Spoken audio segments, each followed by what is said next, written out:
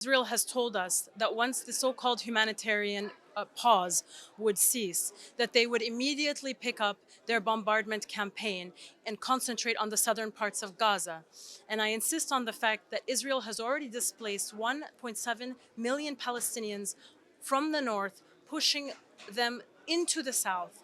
And that in this moment, as Israel has told us that it will continue its genocidal campaign in the south of Gaza, what they are saying to us is that they are going to airstrike the families who have been displaced from their homes in the north, along with the families who also live in the south.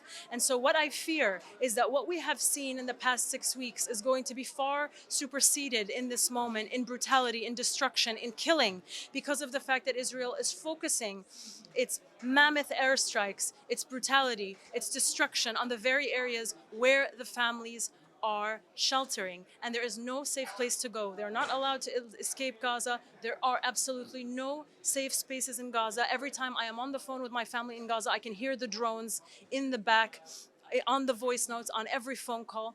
So it's very important for us to understand that what Israel is doing right now is a genocide. This genocide is the latest aspect of its colonial violence and domination of the Palestinian people in a 75-year-long ethnic cleansing campaign to ethnically cleanse all of Palestine from Palestinians for the benefit of the settler colony. And we must strongly condemn this, we must strongly reject this, and support freedom for all people from the river to the sea, regardless of background. The situation in France as a Palestinian in terms of organizing is not easy. It's not as straightforward as it is here in London, as it is here in the UK. We have seen mass solidarity protests in London, and protesters have been they have been allowed to organize. Whereas in France, when we attempt to organize, either our protests are banned outright, the president issues a decree and says that pro-Palestinian protests will be banned because they're a risk to public order, or if we manage to get permits to protest, we are in any event tear gassed by heavily militarized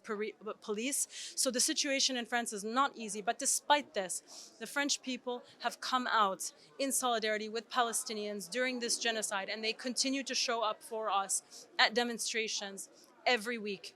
So everybody is doing what they can despite the repression of the state. Beyond straight crime, it's a genocide. It's a genocide absolutely in the legal definition of genocide in accordance with the Rome Statute and also the Genocide Convention. Genocide requires intent and action. Not only have there been over 100 statements of genocidal intent expressed at the highest levels of Israeli military and government since October 7th, but they are also clearly committing 3 of the 5 genocidal acts under the international treaties. This is not my opinion. This is the opinion of over 800 genocide scholars, over 47 state crime scholars, and numerous scholars of genocide who have come out in this moment and said that Israel is committing genocide. Not only that, but the annihilation phase of genocide. That's why we have seen a sustained campaign of international actions brought before the International Criminal Court, attempts to organize now and lobby for a state to invoke the Genocide Convention before the International Court of Justice, attempts brought in the US to sue the Biden administration for violating their obligations under the Genocide Convention. I believe that it should be responsible for its crimes this time, because if it is not responsible for its crimes, when it is committing the crime of all crimes, the worst possible crime, then what does that say about not only the entire framework of international law, which was developed post-World War II for the purpose of preventing and sanctioning genocide, but also the international institutions which have been established for the purpose of promoting accountability. If they cannot act in this moment, then what they are saying to us is they are essentially obsolete, completely ineffective, and should be dismantled for not carrying out their mandate and fulfilling the very purpose for which they were created.